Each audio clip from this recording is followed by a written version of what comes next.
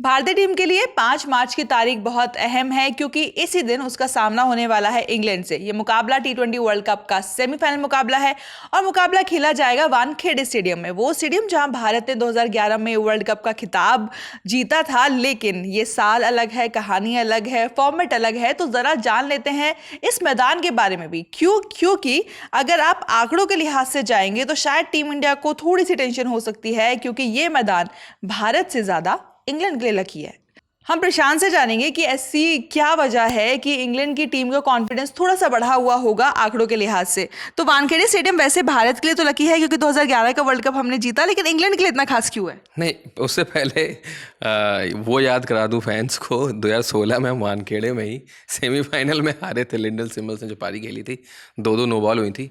तो अब लकी है अनलकी है वो सब आप ही लोग डिसाइड कर लो।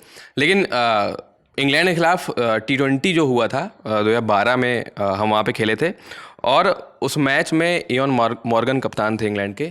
178 रन का टारगेट था इंडियन टीम के सामने और विराट कोहली सिर्फ हाईएस्ट को बना पाए थे इंडिया की तरफ से 38 रन पहली पारी में। जब इंडियन टीम पहले खेली थी, 38 बनाया था विराट कोहली ने। 178 का टारगेट इंग्लैंड को था। तो आप समझिए उस मैच में हम 5 रन से हारे। हम आखिरी में छक्का मारा था इयन मॉर्गन ने और आखिरी गेंद पर 3 रन चाहिए था। तो वो तो एक वैसी याद है कि रोमांचक मैच जहाँ पे आप हारते हैं, जहाँ पे मैच फंसा था और आप एक और वानखेड़े में वैसा डिफेंड नहीं कर पाए। जो भी खेलें, अशोक डिंडा की बॉल पे उन्होंने छक्का मार के इंग्लैंड को जिताया था। तो एक ये है। उसके अलावा कई सारे हमने बड़े मैचेस टेस्ट और वनडे में वानखेड़े में इंग्लैंड के खिलाफ हारे हैं। तो मैं वैसे बता दूं, वनडे में क्या कहते हैं 1987 वर्ल्ड कप का सेमीफाइनल था और उस वक्त 1987 का जो वर्ल्ड कप था वो हो रहा था पाकिस्तान और इंडिया में, ठीक है। और दोनों टीमें टूर्नामेंट फेवरेट थी। पाकिस्तान को सेमीफाइनल में ऑस्ट्रेलिया ने हराया था और इंग्लैंड ने इंडिया को हराया था। और वो उस मैच में गावस्कर ने 4 रन बनाए थे और उनका आखिरी वनडे साबित हुआ था। मतलब उसके बाद उस मैच में इंडिया उबर नहीं पाई थी। वो मैच इंडिया 35 रनों से हार गई थी। तो उस मैच का ये हाल है। उसके अलावा 2002 में एक ओडीआई हुआ था। हाँ, जिस ओडीआई के बाद सौरव गांगुली ने लॉर्ड्स में जाके शर्ट लहराई थी। तो ये वही मैच था जहां एंड्रू फ्लिंटॉफ ने मैच जिताया था इंग्लैंड को और उन्होंने मैदान में शर्ट लहराई थी। तो ये 3 मेजर ऐसे मोमेंट्स हैं जहां पे वानखेड़े ने हमको निराश किया है। बाकी टेस्ट में तो 3 भी हारे हैं। ये है। लेकिन अगर हम इंग्लैंड की परफॉर्मेंस की बात करें इस पूरे टूर्नामेंट में, तो एक ऐसी टीम है जिसको स्टार्टिंग में शायद से उतना फेवरेट नहीं माना जा रहा था, लेकिन जैसे जैसे टूर्नामेंट आगे बढ़ा है इस टीम ने सरप्राइज किया है।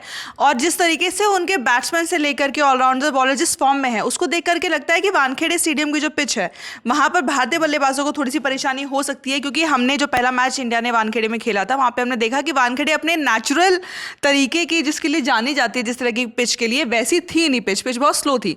तो आपको लगता है कि उस मैच के बाद इस बार भारत थोड़ा सा एक्स्ट्रा प्रिपरेशन के साथ जाएगा क्योंकि उनको पता है कि इंग्लैंड टॉप फॉर्म में है और अगर आपको सेमीफाइनल जैसा इंपॉर्टेंट मैच जीतना है तो it needs a lot of preparation. आपको काफी कुछ सोचना समझना पड़ेगा। हाँ, मतलब वो स्ट्रेटजी तो बनानी ही पड़ेगी ना। और क्योंकि टीम वहाँ पहुँच गई होगी तो पहले भी देखना होगा कि कंडीशंस क्या हैं।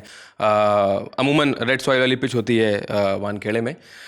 अब वो कैसी होती है, क्योंकि रेड सॉइल वाली पिच अभी जब अफ्रीका खेली थी दूसरा मैच अहमदाबाद में, तो वो बहुत अच्छी बैटिंग विकेट थी सेकंड इनिंग में जब उन्होंने चेस कर लिया। हाँ, वानखेड़े का अब देखना होगा। वो उस दिन स्लो थी लेकिन अमूमन होती नहीं है, अमूमन वो बैटिंग विकेट ही है। और एक और चीज़ है कि ड्यू फैक्टर अगर उस दिन होगा तब टॉस फिर से इंपॉर्टेंट हो जाएगा। 2016 में हम जब वेस्टइंडीज से हारे थे उस मैच में हम मतलब क्या ही बोले, वो टॉस हारना ज़्यादा भारी पड़ा था। हाँ, मतलब नो बॉल से यार टॉस हारना जाता क्योंकि ड्यू आ गई थी सेकंड इनिंग में। और फिर बॉलर्स के लिए वो क्या ही हो जाता है, मतलब आप कुछ भी कर लें, कुछ भी ट्राई कर लें स्पिनर्स। और ड्यू का फैक्टर हमने वेस्टइंडीज के खिलाफ मैच में भी देखा कि जिस तरीके से 195 का टारगेट 195 सेट करने के बावजूद भी वेस्टइंडीज को दूसरे इनिंग में बहुत ज़्यादा परेशानी हो रही थी। आउटफील्ड इतनी ज़्यादा फास्ट हो गई थी क्योंकि ड्यू इतना ज़्यादा था। तो वो फैक्टर अगर वहाँ पर काम करता है तो भारत के लिए टॉस हारना थोड़ा मुश्किल हो सकता है। वो वही मैं कह रहा हूँ। तो अब देखिए ऐसे मैचेस में क्या हो जाता है कि कोई भी एक खिलाड़ी, लिंडन सिमंस की पारी ले लो आप, जैसे सैमसन ने अकेले मैच जिता दिया इंडिया को। तो अगर कोई भी एक प्लेयर चल गया तो यू नेवर नो कि मैच कब पलट जाएगा। तो बात ये है। तो ऐसे मैचेस में ये हो जाता है। और इंग्लैंड की टीम अगर आप देखो ना कि कोई वैसा एक मैच में हैरी ब्रूक ने जिताया और गई थी। उन्होंने जितने मैचेस जीते हैं 4 मैचेस में विल जैक्स को मैन ऑफ द मैच मिला है। तो वो भी परफॉर्म उतना अच्छा नहीं कर रहे हैं।